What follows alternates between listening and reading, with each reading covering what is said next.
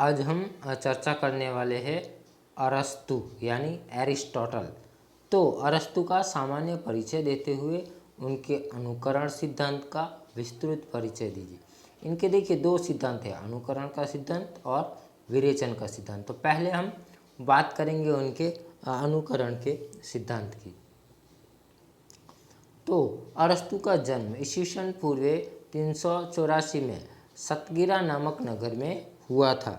इनके पिता अभ्युंस यानी राजवैद्य थे और प्लेटो अरस्तु के गुरु थे। प्लेटो द्वारा स्थापित विद्यापीठ में अरस्तु ने अध्ययन किया था, फिर उसी विद्यालय में अध्यापन कार्य भी किया।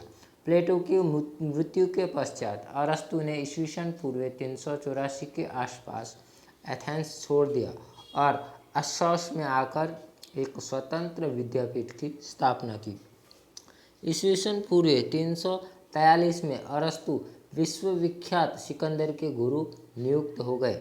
आगे चलकर सिकंदर की मृत्यु के पश्चात अरस्तु ने एथेंस छोड़ दिया, यानी वह जो जगह थी जहाँ पर वह नियुक्त हुए थे वहाँ से वह चले गए। तो यहाँ पर हमें पता चलता है कि वह प्लेटो के शिष्य और सिकंदर थे, उनके गुरु थे। बहुमुखी प्रतिभा के धनी अरस्तु दर्शन शास्त्र, तर्कशास्त्र, राजनीति शास्त्र, विज्ञान, प्रकृति आदि विषयों पर ग्रंथों की रचना की।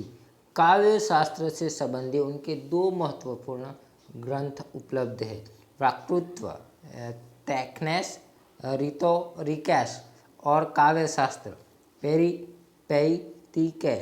ईस्वीसन पूर्व 332 में अरस्तु का निधन हुआ। तो देखिए उन्होंने काव्य संबंधी दो, वक्तृत्व कला और काव्य शास्त्र, यह साहित्य निर्माण किया है।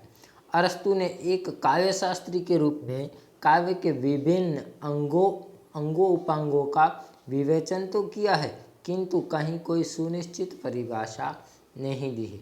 अपने काव्य शास्त्रीय विवेचन के आरंभ में ही उन्होंने चित्रकला की भांति काव्य को अनुकरणात्मक कला कहा है। अन्य ललित कलाओं की भांति साहित्य में भी अनुकरण एक सामान्य तत्व है। हाँ, अनुकरण के माध्यम से विषय और तरीके अलग अलग होते हैं, इसी के आधार पर ये कलाएं एक दूसरे से भिन्न दिखाई देती है। तो यानी वह जो उनके गुरु थे अनुकरण का सिद्धांत, उस सिद्धांत का ऊपर यह अपने विचार रखते नज़र आते हैं। अरस्तु एवं उनके गुरु प्लेटो दोनों ने काव्य को अनुकरणात्मक कला माना है, मगर उनका नज़रिया एक दूसरे से बिल्कुल भिन्न है।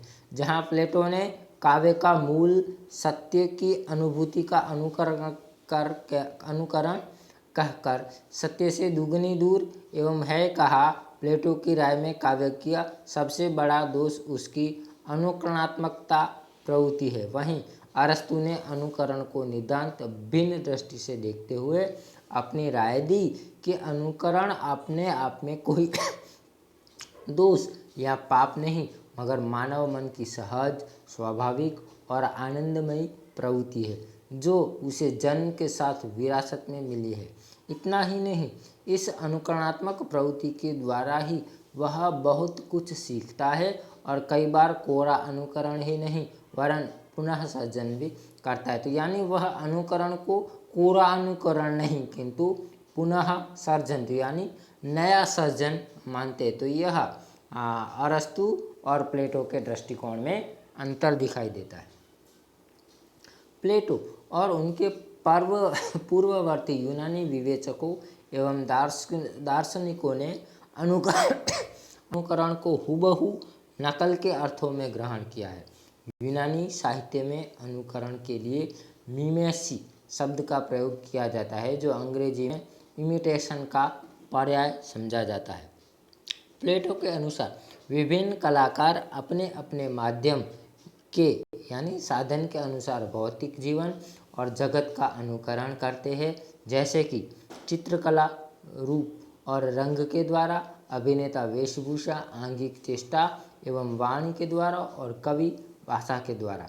अरस्तु ने अनुकरण शब्द को नए ढंग से परिभाषित करते हुए कला का स्वतंत्र अस्तित्व स्थापित किया। अरस्तु के अनुसार अनुकरण पुनः सर्जन की एक क्रिया है जिसके द्वारा कवि जीवन संबंधी घटना सामग्री का चयन करते समय यथार्थ और वास्तविक वस्तु में से किसी अभिनय वस्तु का निर्माण करने में समर्थ होता है। तो यानी वह पुनः सर्जन करता है। अरस्तु द्वारा अनुकरण शब्द की परवर्ती टीकाकारों ने अपने अपने ढंग से व्याख्या प्रस्तुत की है। तो देखिए बूचर क्या कहते हैं कि कलाकृति मूल वस्तु का पुनरुत्पादन जैसा वह होता है वैसा नहीं, वरन जैसा वह इंद्रियों को प्रतीत होता है वैसा करती है। कला का संवेदन तत्वग्राहिणी बुद्धि के प्रति नहीं, वरन भावुकता तथा मन की मूर्ति विधायनी शक्ति के प्रति होता है। तो एटकिन क्या कहते हैं, अनुकरण सृजनात्मक दृष्टि की क्रिया अथवा प्रायः पुनः सर्जन का ही दूसरा नाम है। तो स्कॉट जेम्स क्या कहते हैं कि अरस्तु के काव्य शास्त्र में अनुकरण से अभिप्राय है साहित्य में जीवन का वस्तुपरक अंकन, जिसे हम अपनी भाषा में जीवन का कल्पनात्मक पुनः निर्माण कह सकते हैं। इस प्रकार तीन आलोचकों ने अरस्तु का जो पुनः निर्माण या पुनः सर्जन है उसके ऊपर अपने विचार रखे हैं। तो इन सभी व्याख्याओं के अलावा स्वयं अरस्तु यह मानकर चलते हैं कि कविता जीवन के अनुभवों एवं बहुविध घटनाओं का मात्र अनुकरण नहीं होती, बल्कि सच्चाई यह है कि कविता का संसार अनुभवजन्य घटनाओं की अपेक्षा कहीं अधिक बोधगम्य होता है। अरस्तु ने अपने गुरु प्लेटो के मत का विरोध करते हुए कहते हैं कि यदि कविता प्रकृति का केवल दर्पण होता तो वह हमें उसमें कुछ अधिक नहीं दे सकती थी जो प्रकृति देती है, मगर सत्य यह है कि हम कविता का आस्वाद इसलिए करते हैं कि वह हमें वह प्रदान करती है जो प्रकृति नहीं दे सकती। यानी प्रकृति को नए दृष्टिकोण से देखने का जो भाव है वह हमें कविता के द्वारा मिलता है, ऐसा अरस्तु मानते हैं। और देखिए अरस्तु के अनुसार कवि की अन्य ललित कलाकारों की भांति अनुकरता है। कवि जिस वस्तु या भाव का अनुकरण करता है वह तीन प्रकार की हो सकती है। जैसी है वस्तुएं जैसी वे वस्तुएं थी अथवा जैसी वे है, तो यानी प्रतीयमान। जैसी वे वस्तुएं कही अथवा समझी जाती है, तो यानी संभाव्य। जैसी वे वस्तुएं होनी चाहिए, तो यानी आदर्श रूप।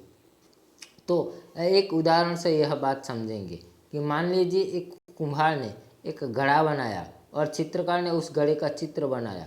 घड़े का एक आदर्श रूप तो होगा ही। इस प्रकार घड़े के तीन रूप हुए, पहला कुम्हार निर्मित घड़ा, दूसरा चित्रकार निर्मित घड़ा और तीसरा आदर्श घड़ा। अरस्तु के अनुसार पहला रूप प्रतीयमान, दूसरा संभाव्य और तीसरा आदर्श रूप कहलाएगा।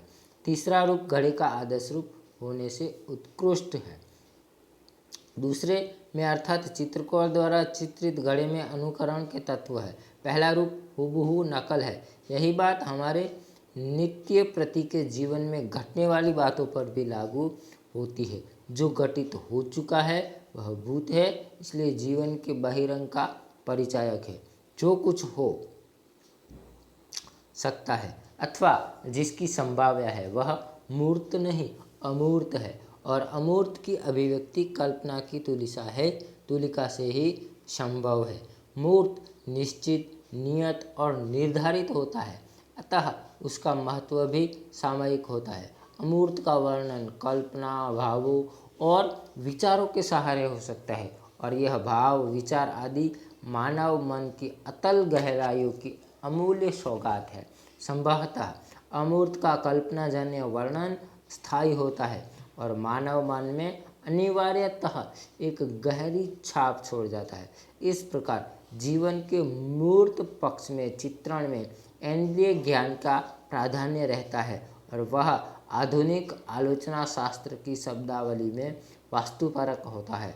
अमूर्त पक्ष का चित्रण निश्चित है कल्पना, अनुभूति तथा विचार पर आश्रित होता है, अतः भावपरक होता है। तो इस प्रकार देखिए वह अपने विचार रखते हैं उनके विचार की क्या उपलब्धियां हैं और क्या सीमाएं हैं। तो निसंदेह अरस्तु ने अनुकरण को नितांत मौलिक अर्थ प्रदान करके कवि और उसकी कृति को गौरवपूर्ण स्थान दिलाया। फिर भी अरस्तु का अनुकरण सिद्धांत सर्वथा निर्दोष नहीं है। अरस्तु यह मानने को तैयार ही नहीं है कि काव्य में कवि अपने ही जीवन के खट्टे मीठे अनुभवों को अभिव्यक्त करता है। दूसरा यह कि वह कवि की अंतःचेतना को कोई महत्व नहीं देता। इसके लिए उसके मन हृदय को छू देने वाली अनुभूतियों की अभिव्यक्ति वाले सीधे सच्चे गीतों का कोई स्थान ही नहीं है। अनुकरण सिद्धांत के प्रति विद्वानों ने एक आरोप यह भी लगाया है कि अरस्तु का अनुकरण सिद्धांत क्रोचे के अभिव्यंजनावाद के विरुद्ध पड़ता है। क्रोचे के अनुसार काव्य सहजानुभूति है, अतः काव्य विषय का मूल रूप कवि के अंतर्मन की वस्तु है। हाँ, उसकी अभिव्यक्ति बाह्य रूप, रंग, छंद, अलंकार आदि में अनुकरण हो सकता है। इस दृष्टि से देखें तो अनुकरण ही सब कुछ है का सिद्धांत अर्थहीन हो जाता है। अतः क्रोचे अनुकरण को एक आनुषंगिक क्रिया मानते हैं। इन आरोपों के रहते हुए भी अनुकरण सिद्धांत का महत्व निर्विवाद है। प्लेटो ने कला को अनुकरण मात्र माना और तर्क द्वारा यह सिद्ध किया कि वह उच्च उद्देश्यों और आदर्शों से रहित होने के कारण काव्य त्याज्य है। वही अरस्तु ने अनुकरण को नवीन और गंभीर अर्थ प्रदान करते हुए कविता का प्राण तत्व माना है। उसके अनुसार इतिहासकार उसका वर्णन करता है जो बीत चुका है, जबकि कवि उसका वर्णन करता है जो संभाव्य है। अतः उसका रूप भव्यतर है। अनुकरण केवल बाह्य क्रिया नहीं है और न ही जीवन की प्रतिलिपि मात्र है, वरन इसकी परिधि में मनुष्य की भावनाओं, चेष्टाओं आदि का भी समावेश हो जाता है। कवि इनके द्वारा नवीन रूप सृष्टि कर प्रत्यक्ष को परोक्ष से मिला देता है। तो इस प्रकार जो प्लेटो के विचार थे अनुकरण के ऊपर, उससे थोड़े भिन्न दृष्टिकोण हमको अरस्तु का मिलता है। उनका दूसरा सिद्धांत है विरेचन सिद्धांत। तो अरस्तु के विरेचन सिद्धांत की समीक्षा, ठीक है। तो यहाँ पर देखिए, विरेचन सिद्धांत के पूर्व अरस्तु के समक्ष अपने गुरु प्लेटो की काव्य और कवि विषयक मान्यताएं थी। प्लेटो यह मानते थे कि कविता अपने आप में अनुकृति का अनुकरण होने से सत्य से तिगुना दूर है। अतः वह हमारी वासनाओं का दमन करने के बजाय उसका पोषण करती है और उल्टा है मनोविकार को जन्म देती है, क्योंकि वह तर्क या बुद्धि को प्रभावित करने के बजाय हृदय के मनोभावों को प्रभावित करती है। प्लेटो काव्य, संगीत आदि कलाओं का विरोधी था और उनकी इन मान्यताओं के पीछे तत्कालीन राजनीतिक, सामाजिक आदि परिस्थितियां थीं। अरस्तु प्लेटो का सर्वप्रिय और सर्वाधिक प्रबुद्ध शिष्य था। अरस्तु जिस प्रकार अनुकरण विषय अपने गुरु की मान्यताओं का खंडन किया, वैसे ही विरेचन सिद्धांत की स्थापना की और कहा कि काव्य आनंद प्राप्ति का साधन है। अरस्तु के पिता एक राजवैद्य थे। विरेचन चिकित्सा शास्त्र का शब्द है। चिकित्सा शास्त्र में विरेचन का आश्रय है रेशक औषधि द्वारा शारीरिक विकारों, विशेषकर उदर के विकारों की शुद्धि। अरस्तु ने व्यवस्थित क्रमबद्ध रूप में कहीं भी विरेचन सिद्धांत का वर्णन नहीं किया है। केवल 2 स्थलों पर विरेचन कैथारसिस शब्द का प्रयोग किया है। एक तो त्रासदी की परिभाषा देते समय और दूसरा संगीत के प्रभाव का वर्णन करते समय। त्रासदी की परिभाषा देते हुए वह कहते हैं कि त्रासदी किसी गंभीर, सर्वतः पूर्ण तथा निश्चित आयामों से युक्त कार्य की अनुकृति का नाम है, जिसका माध्यम नाटक के भिन्न भिन्न रूप में प्रयुक्त सभी प्रकार के आवरणों से अलंकृत भाषा होती है, जो समाख्यान रूप में न होकर अर्थ व्यापार रूप में होती है और जिसमें करुणा तथा त्रास के उद्वेग द्वारा इन मनोविकारों का उचित विवेचन किया जाता है। संगीत के प्रभाव का वर्णन करते हुए अरस्तु कहते हैं कि संगीत का अध्ययन अनेक उद्देश्यों की सिद्धि के लिए किया जाता है। शिक्षा, विरेचन और बौद्धिक आनंद की उपलब्धि। विरेचन का अर्थ तो देखिए, विरेचन शब्द मूलतः यूनानी चिकित्सा शास्त्र से लिया गया है। इस चिकित्सा शास्त्रीय अर्थ के अलावा विरेचन के मुख्य 3 प्रकार की व्याख्या की गई है: नीतिपरक, धर्मपरक एवं कालपरक। तो पहले हम चर्चा करते हैं नीतिपरक की। तो बार्नेज नामक एक जर्मन आलोचक विरेचन की नीतिपरक व्याख्या करते हुए कहते हैं कि हमारे मन में असंख्य भाव बने रहते हैं, जिनमें करुणा और भय 2 ऐसे भाव हैं जिनकी अंतर्वृत्ति मूलतः दुखात्मक है। त्रासदी में प्रेक्षकों के अंतर्मन है मन में इन्हीं भावों के अतिरंजित यानी अवास्तविक प्रदर्शन से सही भाव पहले तो उन्देलित या उदित किए जाते हैं, फिर उसका उचित रूप में उपशमन किया जाता है, जिससे मन की दुखात्मक मनोवृत्ति की चरम परिणति एक प्रकार से मानसिक सामंजस्य होती है, जिसकी प्रकृति मूलतः सुखात्मक होती है। मनोविज्ञान की दृष्टि से भी यह बात सर्वथा उचित प्रतीत होती है।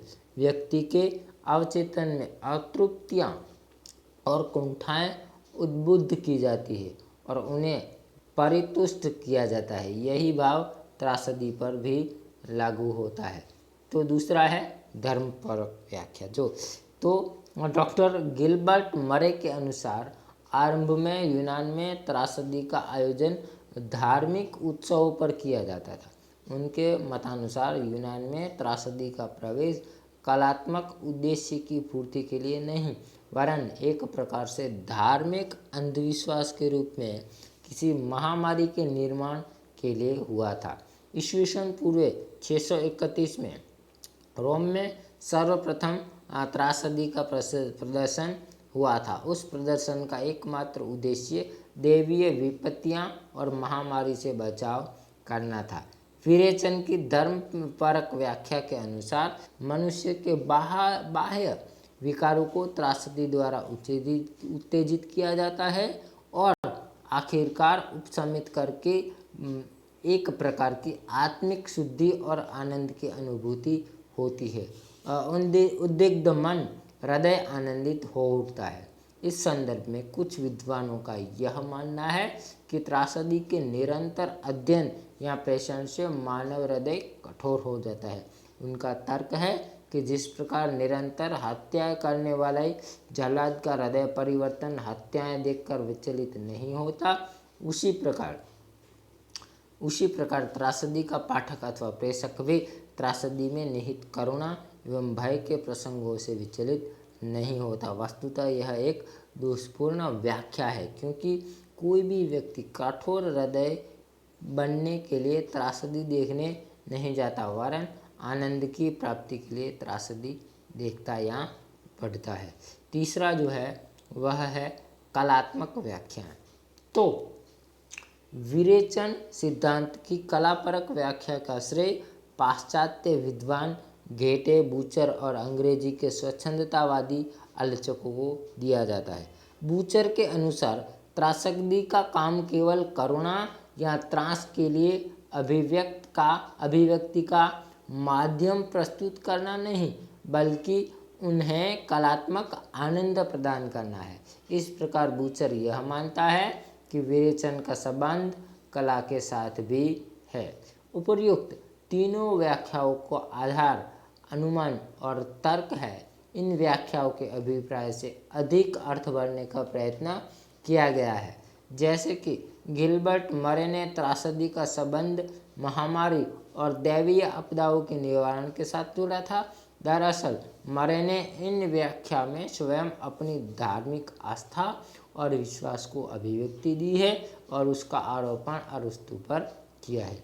बूचर की कला पक्षीय व्याख्या में बूचर 2 बातें जोड़ देते हैं। एक तो करुणा और त्रास आदि मनोभाव का उद्दीपन और उनके उपशमन द्वारा मानसिक सामंजस्य और दूसरे कलात्मक परितोष। जबकि अरस्तु ने त्रासदी के उद्देश्यों का विवेचन करते हुए मनोवेगों के उत्तेजन और उपशमन की बात तो अवश्य की है, किंतु कलात्मक परितोष का उल्लेख उन्होंने कहीं भी नहीं किया।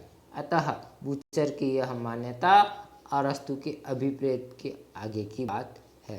तो अब देखिए अरस्तु की व्याख्या जो है, दरअसल अरस्तु ने विरेचन का प्रयोग इन सभी व्याख्याओं से भिन्न अपने गुरु प्लेटो की काव्य शास्त्रीय मान्यताओं का खंडन करने के लिए किया था।